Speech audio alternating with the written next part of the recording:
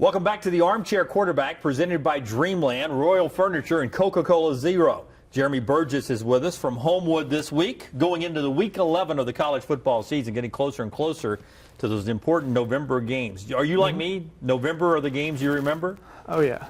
Oh, yeah. The weather gets cold, and the football's cold as well in its own way. I will tell you, you're an Auburn fan. We were talking about that before we got started here. Oxford this past week, I was over there. It seemed like after the first college football playoff rankings were released and you had number 3 Auburn, number 4 Ole Miss, it felt like a playoff game already. How did you see it?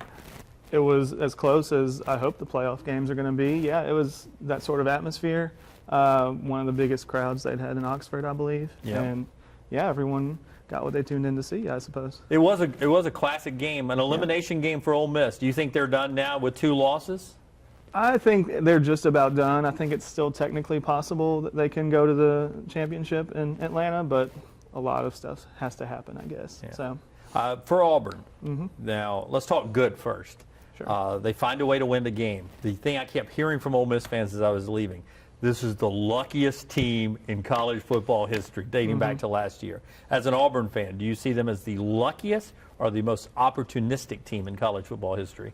As a fan, I see it as the latter, but there's a little bit of luck involved. The Georgia game last year, I'll admit that there was quite a bit of luck there.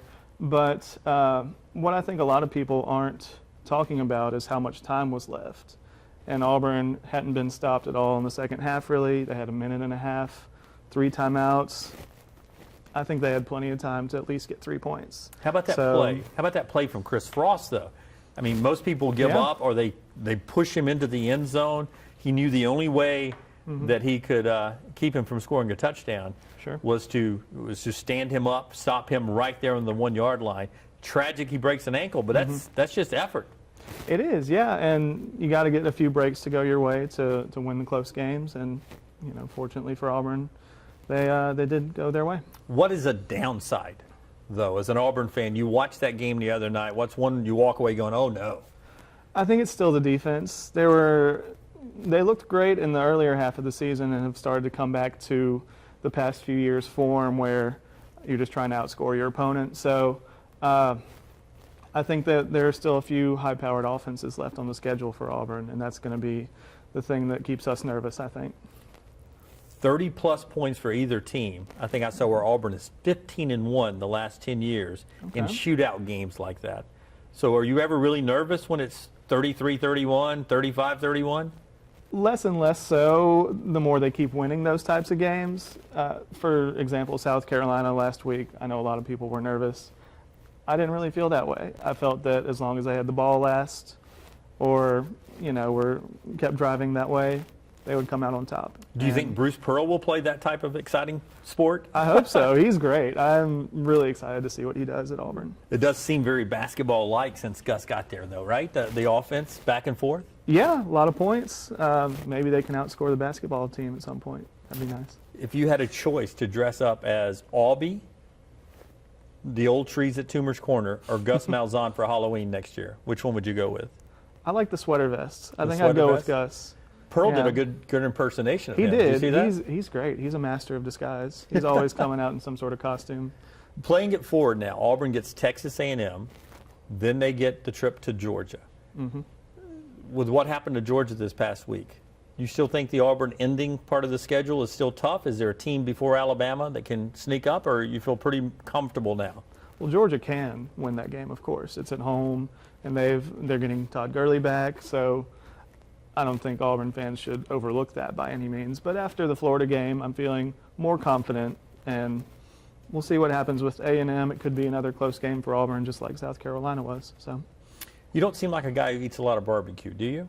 I do, in fact. You do? Yes. Now, are you a pork rib or beef rib guy? Have you ever had beef ribs? Brisket? Yeah. I have in Texas a time or two. Yeah. But pork is where I go. Okay. I got pork ribs at Dreamland. It's really good. Yeah, yeah. I will tell you that as we get ready for the first ever college football playoff down the stretch, the college football rankings, the second one coming out, do you think it's clean slate for them and they just go in and reseed them again? Or will it be like the old polls that, okay, Ole Miss is out, Oregon bounces up, and then everybody just moves up a slot? How would you do it if you were on the committee? I'd like to think that the first option, just a clean slate and watch how everyone did in the past week, but I guess that discredits what happens in the earlier part of the season, like Auburn's win at Kansas State, for example. I think they are taking those sort of things into account, which is why I think Auburn was the highest rated one-loss team.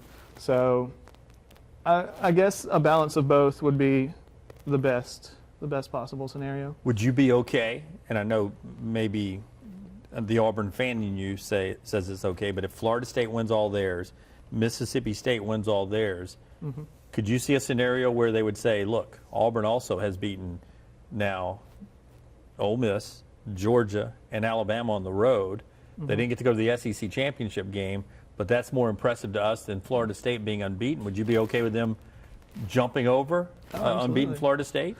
I think you have to look at the strength of schedule. At the beginning of the season, you can't really tell, but at the end of November, I think there's going to be a glaring gap between the ACC schedule and the SEC schedule that Auburn plays.